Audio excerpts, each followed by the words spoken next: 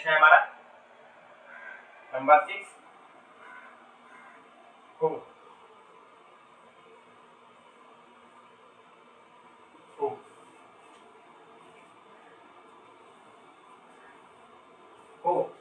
When we wanna know the subject or doer, when we wanna know the subject or doer, then we use who. जब हम subject या doer जानना चाहते हैं तब हम यूज करते हैं who. When we wanna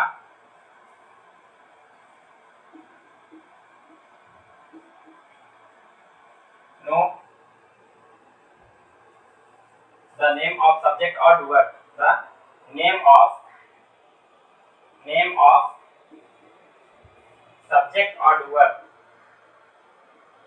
subject or doer, then we use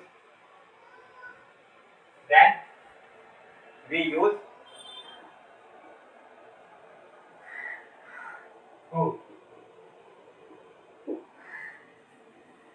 When we wanna know the name of subject or doer, then we use who. यानी कि जब हम काम करने वाले का नाम जानना चाहते हैं तब हम क्या यूज करते हैं who. नोट कर लीजिए इसको. जब हम हिंदी में लिखना चाहें तो हिंदी वाला भी लिख लीजिए, इसको पॉज करके नोट कर लीजिए, फिर मैं जो बोल रहा हूँ इसको नोट कर लीजिएगा. जब हम काम करने वाले का नाम जानना चाहते हैं, जब हम काम करने वाले का नाम जानना चाहते हैं तो who का यूज करते हैं. जब हम काम करने वाले का नाम जानना चाहते हैं तो who का यूज करते हैं. चलिए इसको मैं रफ करता हूँ, कुछ एग्जांपल हम लोग देखते हैं. इसमें थोड़ा सा अलग केस है सिर्फ इसी वाले, बाकी सब में यही फॉर्मेट से चलेगा, इसका फॉर्मेट थोड़ा सा अलग है. चलिए देखते हैं हम लोग क्या फॉर्मेट है. हम लोग अफर्मेटिव में क्या पढ़ रहे हैं, subject plus helping verb plus main verb और ऑब्जेक्ट. ठीक है. और इस वाले में भी हु वाले में हम यही काम करेंगे कि सब्जेक्ट की जगह पर रखेंगे हु प्लस हेल्पिंग वर्ब जरूरत है तो टेंस के अकॉर्डिंग, मेन वर्ब की जो फॉर्म होगी जिस टेंस में होगा वो, और ऑब्जेक्ट. आप बोलेंगे सर हमेशा तो आपने ये बताया हुआ है कि क्वेश्चन जब बनाएंगे तो हेल्पिंग वर्ब को क्वेश्चन वर्ब के जस्ट पीछे रखेंगे, उसके बाद सब्जेक्ट रखेंगे, फिर मेन वर्ब, फिर ऑब्जेक्ट. अब ये बताइए इस सेंटेंस में जैसे हम ये बोले कि कौन पढ़ा रहा है, तो इसमें सब्जेक्ट कहाँ पर है, सब्जेक्ट है ही नहीं. सब्जेक्ट ही तो जानने के लिए हमने डेफिनेशन क्या लिखा था, when we want to know the name of subject और डूअर. जब हम काम करने वाले का नाम यानी सब्जेक्ट को जानना चाहते हैं तभी तो हम हु का यूज करते हैं. जब हमारे पास है ही नहीं सब्जेक्ट तो हम इस सवाल कहाँ करेंगे. और दूसरी चीज तो क्वेश्चन वर्ड को सर यहाँ पर जो है सब्जेक्ट की जगह पर क्यों रखा जा रहा है. देखिए जिस तरीके से अगर कोई मर्डर होता है, कोई क्राइम होता है, तब क्या किया जाता है, पुलिस आती है, केस को रजिस्टर किया जाता है, उसके बाद पुलिस इन्वेस्टिगेशन शुरू करती है. तो उसमें क्या करती है कि सीन को रिक्रिएट करती है, क्राइम सीन को रिक्रिएट करती है, यानी कि दोबारा उसी तरीके से सारी चीजें करने की कोशिश करती है जैसा क्राइम टाइम में हुआ है. यानी कि जहां पर वो आदमी मरा हुआ आदमी, मान लीजिए मर्डर हो गया, तो एक आदमी जहां पर मरा हुआ पड़ा था उसका स्केच बना करके वहां छोड़ देते हैं कि इस तरीके से आदमी पड़ा हुआ था जमीन पर, इस तरीके से मान लीजिए कोई आदमी पड़ा हुआ है, ऐसे कोई आदमी पड़ा हुआ है, तो क्या करते हैं इसको हटा करके यहाँ पर चूने का ऐसे वो बना देते हैं कि हाँ इस तरीके से यहाँ पर आदमी पड़ा हुआ था. इसको क्यों बनाते हैं, क्या पर्पस है इसके पीछे, इसको बनाने के पीछे क्या पर्पस रहता है, क्या मकसद रहता है, सीन को रिक्रिएट करना. इस तरीके से इसको बना करके बॉडी हटा देते हैं. अब क्या होता है, एक पुलिस वाला आएगा, उसको पुलिस वाले को यहाँ खड़ा किया जाएगा, दूसरा पुलिस वाला यहाँ से आएगा जहाँ से उनको उम्मीद होगी कि हाँ यहाँ से गोली चलाई गई होगी, उसको लगी होगी वो ऐसे इस तरीके से गिर गया इधर. तो क्या करते हैं ये लोग, पुलिस जो है क्रिमिनल की तरह सोचना शुरू कर देती है. वही सारे काम जो क्रिमिनल ने किया वही सारा काम पुलिस करना शुरू कर देती है, जब तक कि क्रिमिनल पकड़ नहीं लिया जाता. जब क्रिमिनल पकड़ में आ जाता है तब पुलिस हो गई, लेकिन उस टाइम के लिए पुलिस को क्रिमिनल बनना पड़ता है, क्रिमिनल की तरह सोचना पड़ता है. हत्यारा जो है ना उसकी तरह सोचना पड़ता है, उसकी तरह बनना पड़ता है, देखना पड़ता है हाँ यहाँ से गोली चलाई गई, इतनी स्पीड से चलाई गई, इस गन से चलाई गई, तो इतना अंदर तक गोली घुसी थी। अगर वही सारे नतीजे आ रहे हैं तो समझ लीजिए कि हाँ यहीं से गोली चलाई गई, नहीं तो कहीं और से। मान लीजिए अगर सामने से गोली चला, यहाँ पर गोली लगी है तो समझेगा कि हाँ सामने से गोली चली है, और अगर इधर से गोली घुसी है, इधर गोली कहीं लगी है, उसके बाद फिर अंदर घुसी है तो यानी इधर कहीं से गोली चलाई गई है। तो उस तरीके उस चीज को रिक्रिएट किया जाता है, फिर से उसी तरीके से क्रिएट किया जाता है, यानी कि पुलिस जो है क्रिमिनल की जगह ले लेती है, क्रिमिनल बन जाती है थोड़ी देर के लिए, हत्यारा बन जाती है। हत्यारे के मतलब वो काम नहीं करती है, उस चीज को समझने के लिए क्राइम कैसे हुआ, थोड़ी देर के लिए वो क्रिमिनल की तरह सोचना और उसकी तरह करना शुरू कर देती है। ठीक है, तो यहाँ पर क्या है कि जब तक सब्जेक्ट नहीं मिलता हमें, तब तक इस क्वेश्चन वर्ड को हम सब्जेक्ट की जगह रखते हैं, ये सब्जेक्ट का काम करता है वहां पर, ताकि हमें सब्जेक्ट मिल सके। पुलिस जिस तरीके से क्रिमिनल बन जाती है ताकि क्रिमिनल को पकड़ सके, उसी तरीके से हमारा क्वेश्चन वर्ड ये हु जो है वो सब्जेक्ट बन जाता है, जब तक कि सब्जेक्ट हमें मिल नहीं जाता, ताकि वो सब्जेक्ट को ढूंढ सके। अब जवाब में हमें सब्जेक्ट ही मिलेगा, जैसे कौन खाना बना रहा है, कौन खाना बना रहा है। अब इसको हिंदी में अगर लिखे कौन खाना बना रहा है, चलिए इंग्लिश में लिख देते हैं, कौन, who is preparing food, who is preparing food, who is preparing food, who is preparing food. ठीक है, खाना कौन बना रहा है। अब इसका जवाब में क्या मिलेगा, जो भी खाना बना रहा होगा, माँ बना रही होंगी, आप बना रहे होंगे, बहन बना रही होगी, तो वो जवाब में मिलेगा। तो वही काम करने वाला जो खाना बना रहा होगा वही हमारा सब्जेक्ट होगा, डूअर होगा। अब हम क्या पढ़ेंगे, mother, my mother, my mother is preparing food, is preparing food, my mother is preparing food, my mother is preparing food, मेरी माँ खाना बना रही है। My mother is preparing food, मेरी माँ खाना बना रही है। अब क्या हुआ, दोनों सब क्या, यहाँ पर देखिए वो और यहाँ पर देखिए माय मदर, बाकी सारी की सारी चीजें ये भी वही, ये भी वही, ये भी वही। यानी कि हम इसको किस लिए इस्तेमाल किए, क्यों इस्तेमाल किए, ताकि हमें ये मिल सके, सब्जेक्ट हमें मिल सके। जब तक सब्जेक्ट नहीं था तब तक सब्जेक्ट की जगह पर हमारा सब्जेक्ट तलाशने वाला बैठा था। ठीक है, हु हमारा सब्जेक्ट की जगह पर बैठा था जब तक कि हमें सब्जेक्ट मिल नहीं गया। अब हमें सब्जेक्ट मिल गया, अब हमें हु लगाने की कोई जरूरत नहीं। अब हम जो है माय मदर से काम चला लेंगे, my mother is preparing food, मेरी माँ खाना बना रही है। बात समझ में आ गई। ठीक है, हु इज प्रिपेयरिंग फूड, खाना कौन बना रहा है, who is preparing food, my mother is preparing food, मेरी माँ खाना बना रही है। My mother is preparing food, मेरी माँ खाना बना रही है। आपको किसने मारा, आपको किसने मारा, who beat you, beat की second form beat, beat, beat, spelling वही रहती है, पढ़ने में थोड़ा सा अलग हो जाता है, स्पेलिंग वही होती है, beat, beat, beaten, first form, second form और थर्ड फॉर्म।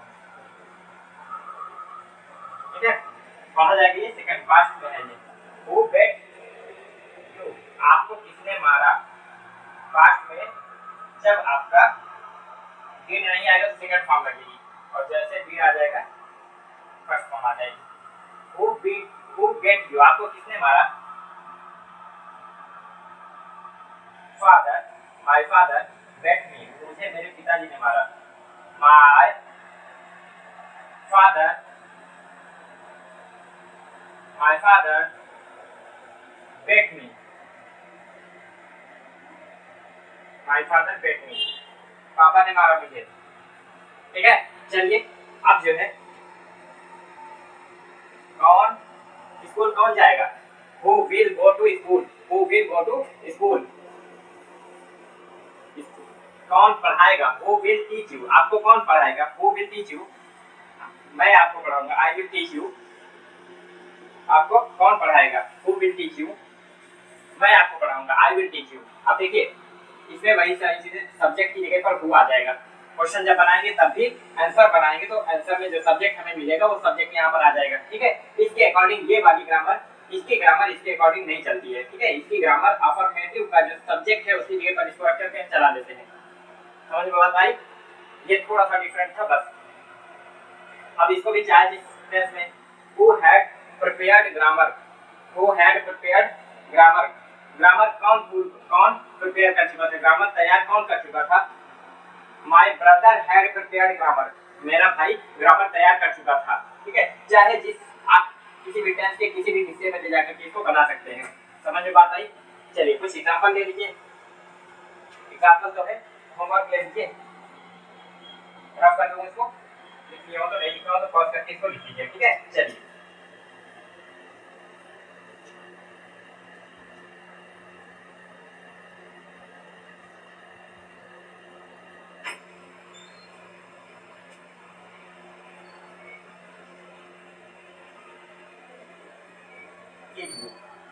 कौन मारेगा आपको? बना लीजिएगा। या किसने उसको मारा, उसको किसने मारा?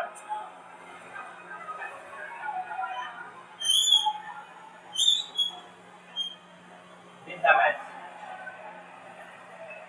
win the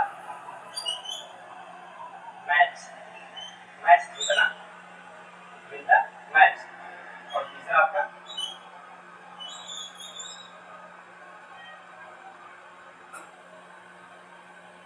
issue, एक को आप जो है प्रेजेंट में बना लीजिएगा, दूसरे को पास्ट में, चारों पार्ट में, ठीक है। प्रेजेंट के चारों पार्ट में इसको बना लीजिएगा, इसको पास्ट के चारों पार्ट में, और इसको फ्यूचर के चारों पार्ट में। या आप जो मन करे पलट सकते हैं, बदल सकते हैं। इसको प्रेजेंट में बना लीजिए, इसको पास्ट में, इसको फ्यूचर में, या इसको प्रेजेंट में, इसको पास्ट में, इसको फ्यूचर में। बस बनाना आपको है, सब पे बनाना है, ठीक है, ताकि इस चीज की आपकी प्रैक्टिस हो जाए। उम्मीद करता हूँ ये चीजें आपको समझ में आई होगी। आगे बढ़ते हैं।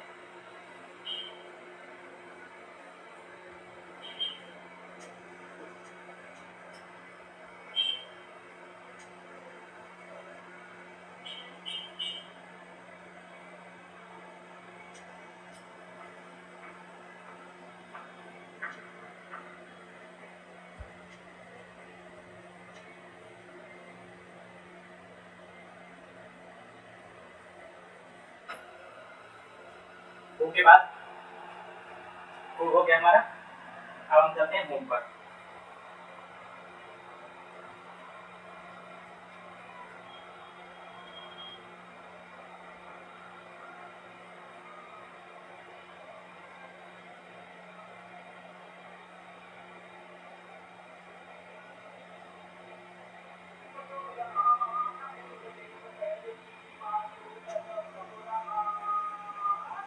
होम, होम के लिए हम क्या करते हैं? होम मतलब कि किसको, यानी कि जब हम ऑब्जेक्ट जानना चाहते हैं तो ऑब्जेक्ट, यानी कि ऑब्जेक्ट में किसी आदमी का नाम जानना चाहेंगे तो होम लगाएंगे, ठीक है। जिस तरीके से सब्जेक्ट में किसी आदमी का नाम जानना चाहते हैं, डूअर का नाम जानना चाहते हैं तो हम क्या यूज करते हैं?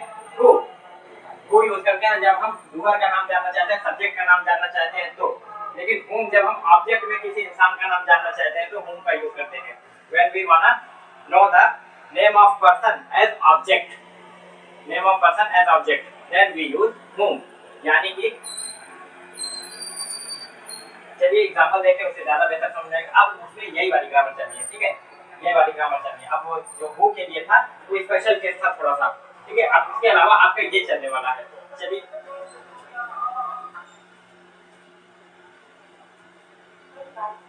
आपने पैसे किसको दिए? आपने पैसे किसको दिए? किसको? की पास्ट की बात हो रही है। did you give money? Give money. did you give money? आपने पैसे किसको दिए?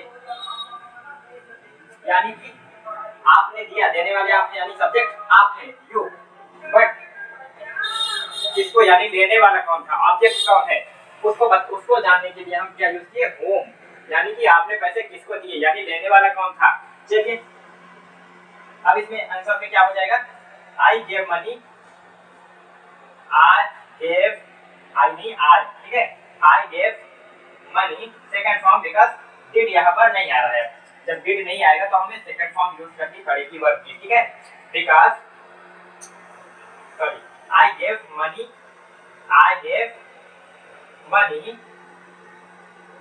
टू योर ब्रदर, मैंने आपके भाई को पैसे दिए। I gave money to your brother, मैंने आपके भाई को पैसे दिए। अब जो है मैंने आपके भाई को पैसे दिए। whom did you give money, आपने पैसे किसको दिए? whom will you beat, आप किसको मारोगे? whom will he beat, वो किसको मारेगा? whom will he beat, वो किसको मारेगा? मारने वाला तो वो है, वो मारेगा, लेकिन किसको मारेगा? यानी कि ऑब्जेक्ट में ऐसा पर्सन कौन है जिस पे वो काम किया जाएगा, ठीक है। तो उसके लिए हम यूज करते हैं whom will he beat। अब जवाब क्या मिलेगा हमें, आंसर क्या आएगा, रिप्लाई क्या आएगा? he will beat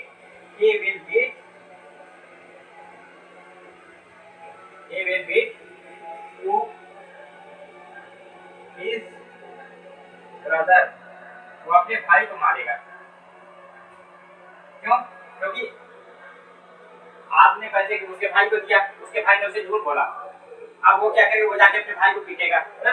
he will beat his brother। देखिए मारने के लिए एक होता है बीट इज मारना, दूसरा होता है हिट, और तीसरा होता है आपका किल।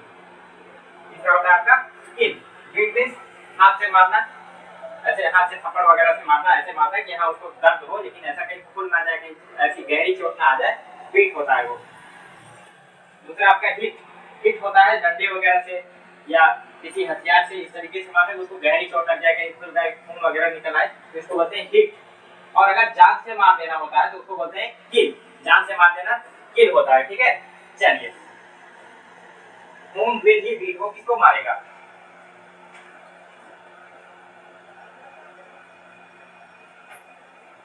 उसने गाली किसको दिया? उसने किसको गाली दिया? तुमने किसको गाली दिया? कभी कभी होता नहीं, आपने गाली दे रहा है, उसके बाद फिर बगल वाले को बुरा दिया, वो आगे पूछा किसको दिए गाली तुमने? आप नहीं पहले बताओ दिए किसको तुम गाली ना, पूछेंगे whom did you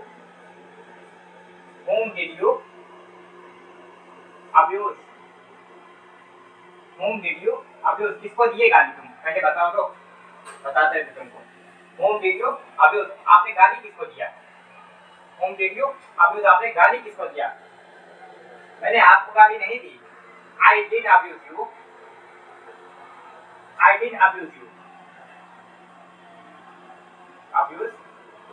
short form में डिड नॉट का पड़ा हुआ है, भैया ने लगाया हुआ यहाँ पर डिड, ठीक है। I didn't abuse you, मैंने आपको गाली नहीं दी। तब किसको दिए? whom did you abuse, मैंने उसको गाली दिया। I abused him, I did not abuse you, I didn't abuse you, ठीक है। इस तरीके से हम इसको बनाते हैं। अब किसी के लिए कोई काम किया जाता है या किसी पर कोई काम किया जाता है, यानी कि वो करने वाला तो पता है, लेकिन किसके लिए कर रहा है, किस पर कर रहा है, वो आपका पता करना होता है। तो हम क्या करते हैं whom, यानी कि ऑब्जेक्ट में किसी पर्सन का नाम जानने के लिए हम क्या करते हैं whom का यूज करते हैं। समझ में बात आई?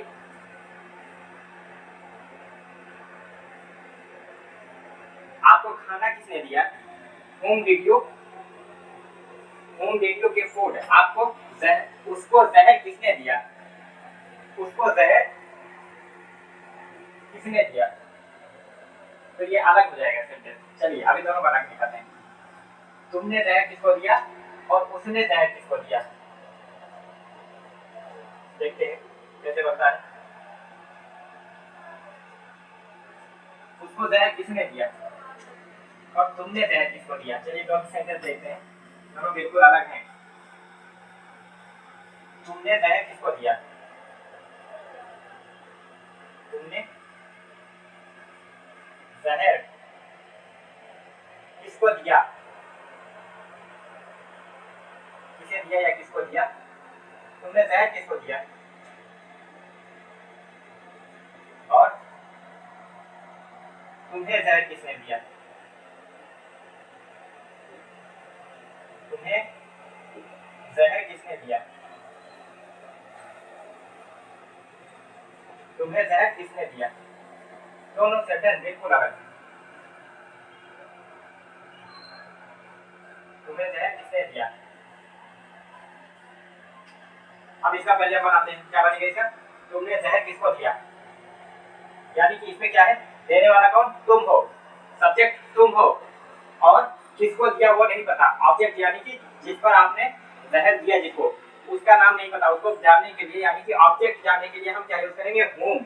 ठीक है, सब्जेक्ट पता है, ऑब्जेक्ट जानने के लिए हम यूज करेंगे whom. Whom did you give, did you, whom did you give poison, आपको, आपने जहर किसको दिया, पॉइजन मींस जहर होता है। ठीक है, पॉइजन मींस जहर, आपने जहर किसको दिया, whom, sorry, whom did you give poison, whom did you give poison, तुमने जहर किसको दिया। अब यहाँ पर देखिए, तुम्हें जहर किसने दिया, अब देने वाला नहीं पता, सब्जेक्ट मिसिंग है इसमें, इसमें ऑब्जेक्ट मिसिंग था, इसमें सब्जेक्ट मिसिंग है, देने वाला नहीं पता, तुम्हें जहर किसने दिया, तुम्हें दिया गया जहर, लेकिन देने वाला कौन नहीं पता।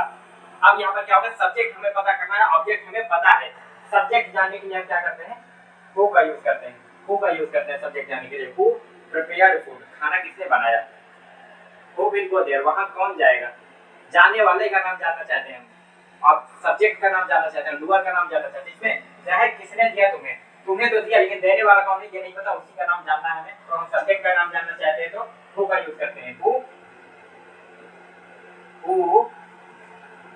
gave you poison, पास्ट की बात है, who gave you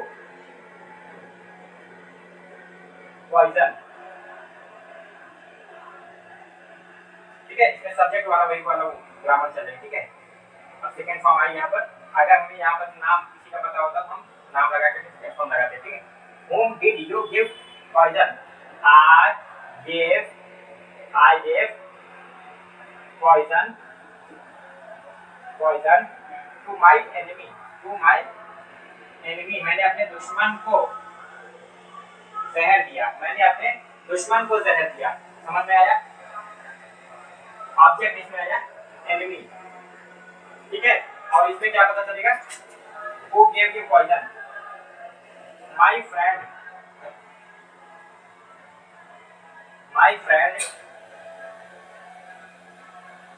gave me poison, मेरे दोस्त ने मुझे जहर दिया। अब यहाँ पर क्या पता चला, सब्जेक्ट पता चला। ठीक है, यहाँ पर हमें क्या पता चला, सब्जेक्ट पता चला, और यहाँ पर हमें क्या पता चला, ऑब्जेक्ट पता चला। समझ में बात आई, यहाँ पर हमें सब्जेक्ट पता चला, यानी सब्जेक्ट जानने के लिए हम क्या यूज करेंगे, हु यूज करेंगे, और ऑब्जेक्ट का नाम जानने के लिए हम क्या यूज करेंगे, होम यूज करेंगे। समझ में बात आई, दोनों में डिफरेंस समझ में आया। ये पकड़ना है आपको सेंटेंस हिंदी में सुन करके, इसमें सब्जेक्ट मिसिंग है या ऑब्जेक्ट मिसिंग है। अगर सब्जेक्ट मिसिंग है तो हु का यूज करेंगे, और अगर ऑब्जेक्ट मिसिंग है तो होम का यूज करेंगे। इतनी बात समझ में आई। चलिए, अब होम के कुछ एग्जांपल्स हम आपको दे देते हैं, कुछ होमवर्क दे देते हैं, इसको आप नोट करिए, बहुत इंपॉर्टेंट चीज है। ठीक है, इसमें कंफ्यूजन ना हो, इसलिए इसको आप नोट कर लीजिए। नोट कर लिया तो ठीक है, नहीं पॉज करके नोट कर लिया, मैं इसको ड्रॉप कर रहा हूँ। ठीक है, इरेज कर रहा हूँ।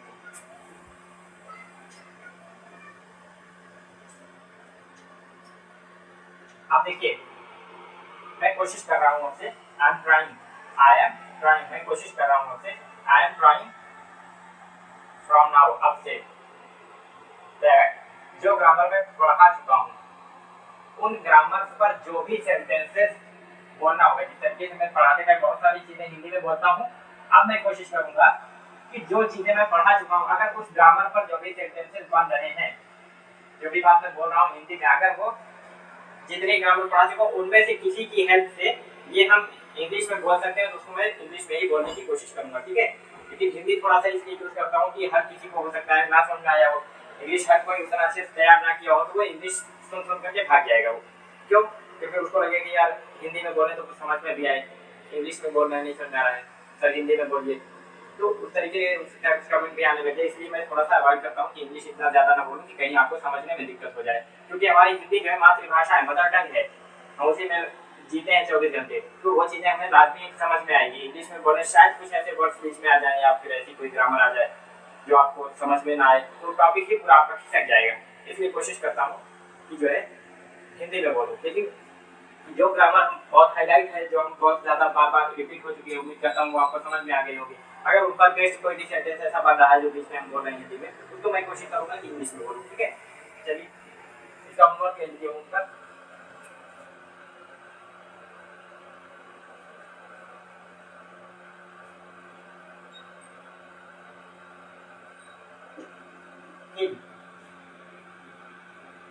ऑब्जेक्ट नहीं दे रहा हूँ, क्यों? क्योंकि होम से हमें ऑब्जेक्ट पता चलेगा, होम से हमें ऑब्जेक्ट पता चलेगा, यानी कि किसको मारा आपने, होम डिड यू किल। अब अगर ऑब्जेक्ट हम बता ही देंगे कि किसको आपने मारा, किल योर ब्रदर, तो फिर उसमें आप पूछेंगे क्या, जान नहीं पाएंगे ना, जानने की कोशिश क्या करेंगे। इसलिए हम यहाँ पर खाली किल दे रहे हैं, वर्ब ऑब्जेक्ट नहीं दे रहे हैं।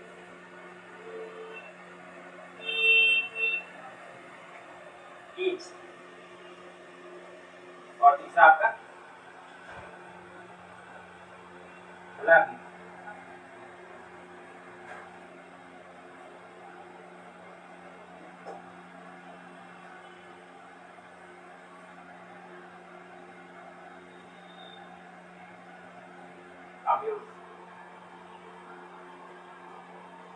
ठीक है, इसमें आप जो है प्रेजेंट में इसको बना लीजिए, इससे बना लीजिए पास्ट में इससे, और फ्यूचर में इससे बना लीजिएगा। आपको जिसमें मन करे जिससे बनाना हो बनाइए, लेकिन सबका बनाइएगा, चारों का, चार का इससे, चार का इससे और चार का इससे बनाइएगा, ठीक है। चलिए, और एक चीज और, जितना पीछे भी जो होमवर्क दिए हैं और अभी भी जो होमवर्क दे रहे हैं, इनमें आपको क्या करना है कि जब परफेक्ट कंटीन्यूअस से पहुंचेंगे, चाहे आप प्रेजेंट परफेक्ट कंटीन्यूअस, चाहे पास्ट परफेक्ट कंटीन्यूअस, चाहे फ्यूचर परफेक्ट कंटीन्यूअस, तीनों में आप लास्ट में सिंस, फॉर और टाइम लगाएंगे, ठीक है। नहीं लगाएंगे तो आपका गलत हो जाएगा। अपने आप से वो टाइम आप जो चाहें वो लगा सकते हैं। आप ये गौर कीजिएगा कि अगर फिक्स टाइम हो, तय समय हो, निश्चित समय हो, तो आप सिंस लगाएंगे, और अगर अनिश्चित समय हो जो फिक्स ना हो, पीरियड ऑफ टाइम हो, उसके लिए आपको फॉर लगाना पड़ेगा। और ये कौन कौन से होते हैं ये मैंने पीछे लिखवा दिया है, आप पीछे पलट के उसको देख सकते हैं, ठीक है। चलिए,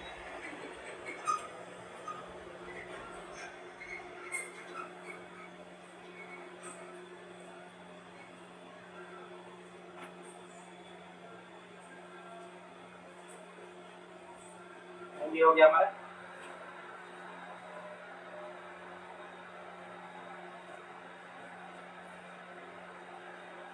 which,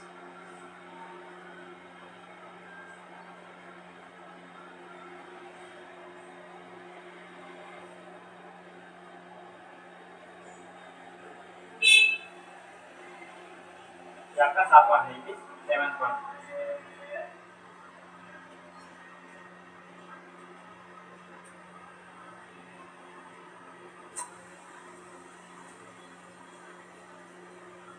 which, ठीक है। which का इस्तेमाल हम कब करते हैं, जब हमें कई सारी चीजों में से कोई एक चूज करना होता है, चुनना होता है, ठीक है। कोई एक चुनना, हमारे देहात में उसको बोलते हैं बेरावत आना है, देहाती लैंग्वेज में हमारे बोलते हैं बेरावत आना है, मतलब कि उसमें से छांटना, निकालना, कोई एक चूज करना, चुनना।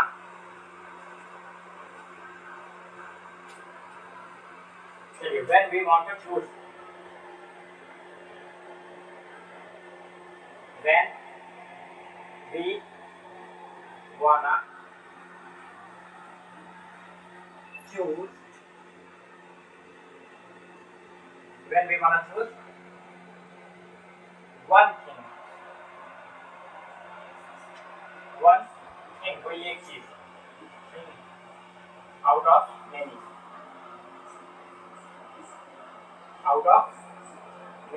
कई सारे में से एक को आपको जब चुनना होता है, then we use which।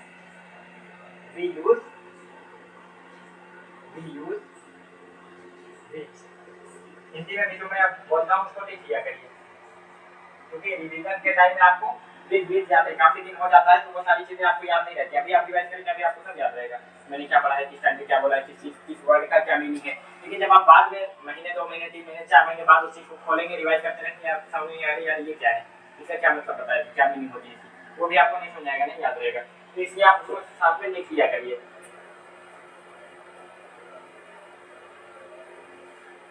जब हिंदी में लिखना हो, लिख लीजिए,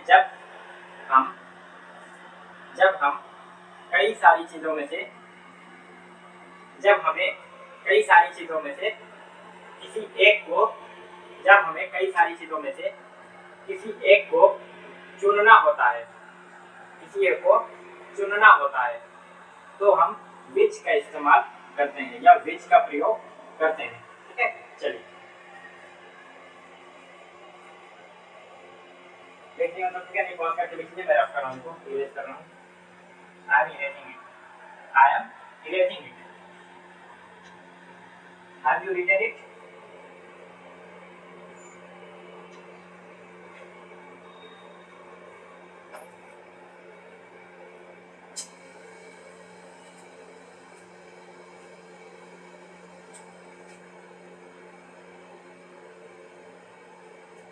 चलिए अब अगर हमें मान लीजिए बाइक के शोरूम में चले गए, बाइक के शोरूम में चले गए और बहुत सारी बाइक वहाँ पर खड़ी हुई, कुछ होंडा है, अपाची है ना, मान लीजिए स्प्लेंडर प्लस है, अपाची है, पैशन है और स्प्लेंडर प्रो है, पैशन प्रो है और आपका बुलेट है और कोई आपकी कावासाकी है, बजाज डिस्कवर है, पल्सर है, बहुत सारी गाड़ियाँ होती हैं ना, तो उसमें से बहुत सारी गाड़ियाँ वहाँ पर खड़ी हैं।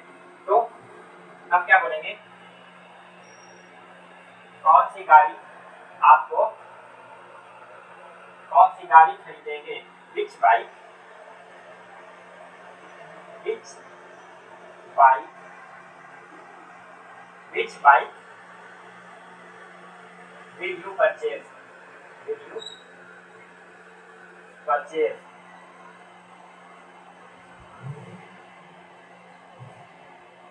which bike will you purchase, will you purchase bike, पहले तो ये पूछेंगे क्या आप बाइक खरीदोगे आप, आई विल परचेज बाइक, आप पूछोगे विच बाइक विल यू परचेज, कौन सी बाइक आप खरीदेंगे, आई विल परचेज, आई विल, कोई या फिर इस तरीके से शॉर्ट फॉर्म में ऐसे लिख सकते हैं, आई परचेज, आई परचेज, आई और विल को मिला करके इस तरीके से लिखा जाता है, कॉमा लगा देते हैं, दोनों एन यहाँ पर लिख देते हैं, मतलब गायब हो जाता है, ये हमारा शॉर्ट फॉर्म बनाने का तरीका होता है। ठीक है, I will purchase bullet, bullet, I will purchase bullet, मैं बुलेट खरीदूंगा, मैं बुलेट खरीदूंगा, I will purchase bullet.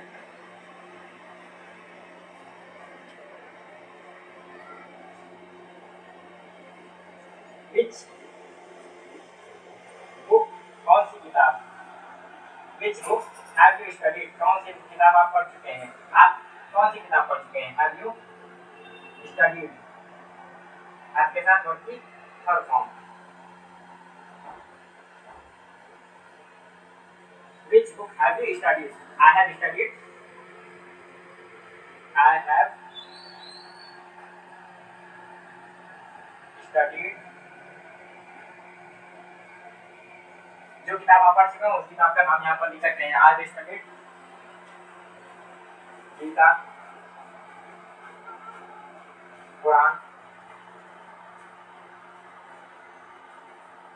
Ramayan, Mahabharat या फिर कोई कहानी की किताब हो, I have studied Panchatantra, Panchatantra,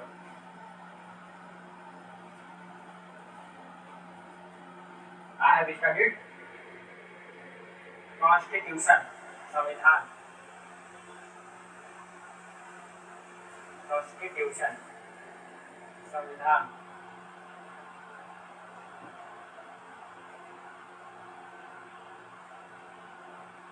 संविधान। ठीक है, इस तरीके से जो भी किताब आप पढ़े हो वहाँ पर नाम डाल सकते हैं। Which book have you studied, आप कौन सी किताब पढ़ चुके हैं, which book have you studied, आप कौन सी किताब पढ़ चुके हैं। Which dish have you taken, कौन सी रेसिपी आप खा चुके हो, which recipe have you taken, I have taken biryani, I have taken kebab, I have taken paneer, I have taken egg curry, I have taken fish curry, जो भी आप खा चुके हो आप वहाँ पर बता सकते हैं। अब इसमें क्या होगा, विच और उस चीज का नाम जिसको चूज, जिनमें से चूज करना हो उस जात का नाम, जैसे बाइक है which bike, which book, which recipe, अब उसके बाद फिर आगे वही लगा देना है। ठीक है, यहाँ से ये वाला चलेगा और यहाँ पर इसी जगह पर क्वेश्चन वर्ड के साथ में सामान का नाम, थिंग्स नेम आपको यहाँ पर ऐड करना पड़ेगा। थिंग्स नेम, थिंग नेम, सामान का नाम, इसको आपको चूज करना है। बाइक को चूज करना है बाइक, रेसिपी को चूज करना है रेसिपी, बुक को चूज करना है बुक, क्लॉथ को चूज करना है क्लॉथ, पेन को चूज करना है पेन, ठीक है। फोन को चूज करना है phone, which phone do you use, आप कौन सा फोन यूज करते हैं, विच phone do you use. I use Realme C25, I use Realme C25, I use Vivo, I use Redmi Note 6 ना, जो भी आप यूज करते हैं वो आप बता सकते हैं। समझ में बात आई। Which clothes have you, which clothes did you purchase, which clothes did you purchase on Eid या on Holi, on Diwali, जो आप लगाना चाहें, on Dussehra। I purchased, past indefinite में बना रहे हैं, which cloth did you purchase, यानी past indefinite में लगता है। which cloth did you purchase on Holi, I purchased pant shirt, jeans t-shirt on Holi, I purchased jeans t-shirt on Holi, I purchased kurta pajama on Eid, I purchased kurta pajama on Eid। ठीक है, इस तरीके से आप sentences बना सकते हैं। समझ में बात आई। ये which के साथ में उस सामान का नाम डालिए, ठीक है। उसके बाद फिर आपका सेम ये वाला फॉर्मेट चलेगा, जिस टेंस में हो उसकी हेल्पिंग वर्ब लगेगी, सब्जेक्ट और मेन वर्ब, हेल्पिंग वर्ब के अकॉर्डिंग आपकी मेन वर्ब लगेगी जो आपको लगना होता है, ठीक है। चलिए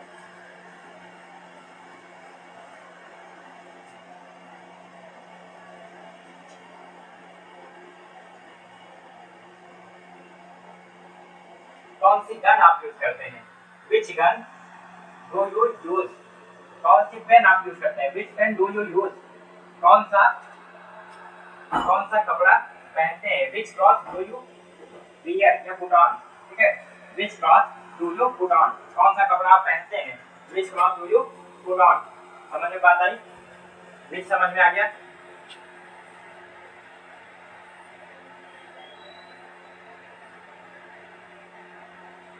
होमवर्क इसका देखिए,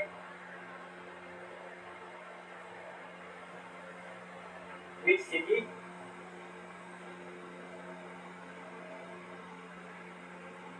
विजिट, ठीक है। इसका आप बताइएगा कौन से शहर आप जाते हैं, कौन से शहर में आप रहते हैं।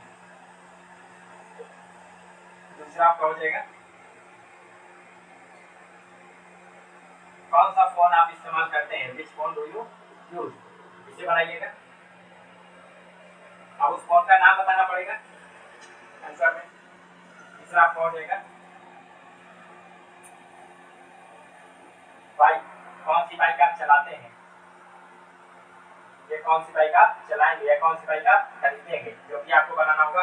प्रेजेंट में चारों का इससे बना दीजिएगा, पास्ट में चारों का इससे बना दीजिएगा, फ्यूचर में चारों का इससे बना दीजिएगा। समझ में बात आई, ठीक है। चलिए हमारा हो गया विच। चलिए अभी बचा हुआ लास्ट के 3 है, मिलते हैं नेक्स्ट एपिसोड में, तब तक रिवाइज कीजिए, पढ़ते रहिए। शुक्रिया।